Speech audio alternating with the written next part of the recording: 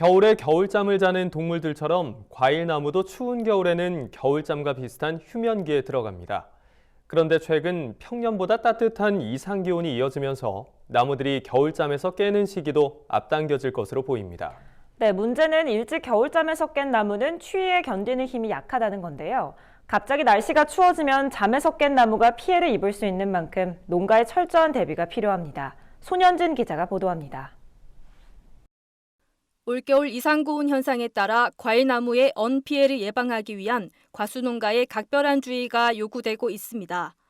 농촌진흥청은 올겨울 기온이 평년보다 높아 과수가 겨울잠에서 일찍 깰 것으로 예상된다고 밝혔습니다. 겨울잠에서 깬 과수는 이후 찾아온 한파에 언 피해를 입을 수 있다는 겁니다. 이에 따라 사과와 배, 포도와 복숭아 등 겨울잠을 자는 과수의 경우 날씨 변화에 대비한 세심한 관리가 필요합니다. 기상청에 따르면 올겨울 과수가 겨울잠에서 깨는 시기는 1월 중순으로 예상됩니다. 이는 평년의 1월 30일경보다 일주일가량 빠른 겁니다. 지난해 10월 중순부터 약 2달간 평균 기온은 7.1도로 평년 기온인 6.4도에 비하면 0.7도 높습니다. 과수가 어는 피해를 막기 위해서는 땅에 접하는 밑동 부분을 보온자재로 감싸 온도가 내려가는 걸 막아야 합니다. 보온자재는 볏짚과 다겹 부직포, 보온패드 등이 효과적입니다. 보온패드는 두께가 10mm 이상인 방수천 소재가 좋습니다. 나무 원 줄기에 하얀색 수성 페인트를 발라주거나 신문지 등으로 감싸는 것도 효과가 있습니다. 특히 복숭아 나무는 다른 나무보다 추위에 약해 지난해 여름 잦은 비로 잎이 일찍 진 나무나 저장 양분이 부족한 나무는 더욱 철저히 관리해야 합니다.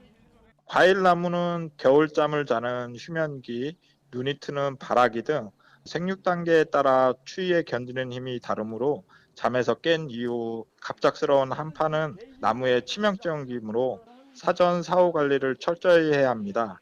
특히 복숭아 나무는 다른 과일 나무와 달라 추위에 약하므로 지난해 7월, 8월 잦은 비로 인해서 일찍 나뭇잎이 진 경우 저장 양분이 부족한 나무의 관리를 더 철저히 해야 합니다. 저온 피해를 입어 나무 껍질이 터졌을 때는 확인 즉시 노끈 등으로 나무를 묶어두면 나무가 건조해져 상태가 더 나빠지는 걸 막을 수 있습니다. 피해가 발생한 나무는 열매 맺는 양을 기존보다 줄이고 나무에 투입하는 질소질 비료도 기존보다 30%에서 50% 줄이는 게 좋습니다. 이와 함께 봄철 물 관리 등 재배 관리를 철저히 하면 나무 세력을 회복시킬 수 있습니다. MBS 뉴스 손현진입니다.